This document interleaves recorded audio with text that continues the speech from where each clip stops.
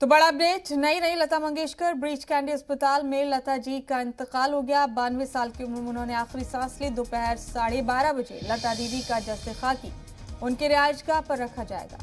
दोपहर करीब 3:30 बजे उनका आखिरी सफर शुरू होगा और शिवाजी पार्क में उनकी आखिरी रस्मात अदा होंगी। मुंबई के शिवाजी पार्क में शाम 6:30 बजे उनकी आखिरी रस्मात अदा कर दी जाएगी।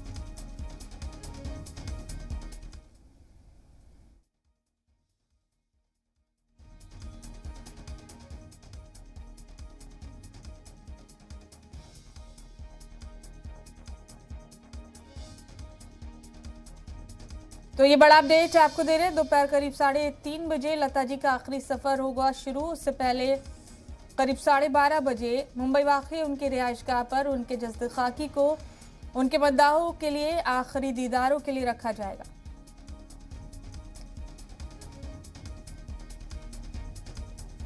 साढ़े 3 बजे उनके आखिरी सफर का आगाज होगा और मुंबई के शिवाजी पार्क में उनकी आखिरी रसूमात अदा की जाएंगी।